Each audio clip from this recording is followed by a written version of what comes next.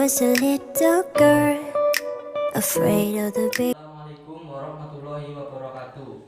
Perkenalkan, nama saya Fawaz Indra Fata Noval, nomor absen 35 dari kelas 11 TPTR 1. Di sini saya akan menjelaskan bagaimana siklus dari BPTP. Yang pertama saya akan menunjukkan gambar dari siklus BPTP.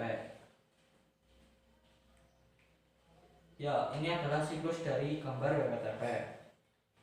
Siklus dari gambar BPTP ini saya buat sendiri. Kemudian saya akan menjelaskannya. Jadi siklus BPTP yang pertama itu adalah dari ETP. ETP ini adalah sumber dari air sisa kuliah, air hujan, air dari kamar mandi dan air dari WC, kemudian air dari sisa reusing dari BTP. Oke. Kemudian air-air ini akan masuk ke ETP. ETP ini adalah tempat penampungan dari air sisa-sisa ini. Di ETP ini ada yang namanya blower. Blower ini berfungsi supaya air yang ada di sini tidak mengendap. Kemudian air akan dipompa menggunakan waste water pump. Di sini air akan diinjek menggunakan chemical yang bernama chemical koagulan. Chemical ini berfungsi untuk mengentalkan sludge atau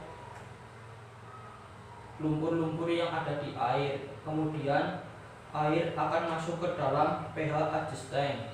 Di pH adjust tank ini air akan diaduk menggunakan agitator. Agitator itu adalah seperti motor yang ada di atas tank, kemudian berputar untuk mengaduk air yang ada di dalamnya. Kemudian air tersebut akan masuk ke flow coolant tank. Di flow coolant tank ini air akan diinjek menggunakan chemical yang namanya flow coolant, yang bertujuan untuk lebih kental lagi lumpur-lumpurnya supaya mudah untuk dipisahkan dengan air. Kemudian dari sini air akan masuk ke clarifier tank. Nah, di clarifier tank ini akan terjadi perpisahan antara air dan lumpur. Untuk airnya sendiri akan masuk ke reusing pond, sedangkan untuk lumpur akan masuk ke sludge drum pump. Oke, baik. Di sini saya akan menjelaskan untuk yang airnya terlebih dahulu. Jadi untuk airnya ini akan masuk ke reusing pond dan digunakan untuk penyiraman pada jalan-jalan di PLTU dan juga untuk menyiram batu bara di kuliah.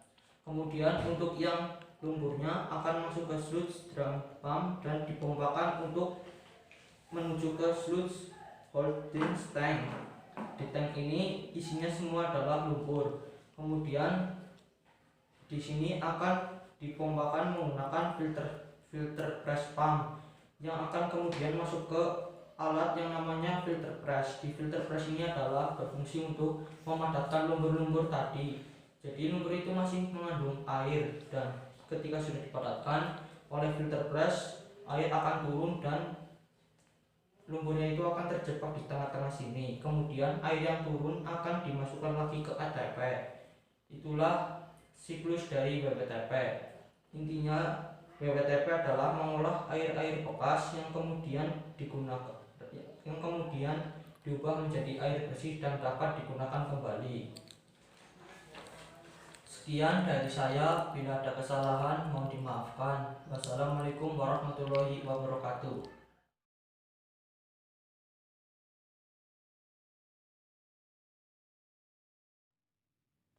Lily was a little girl, afraid of the big white world.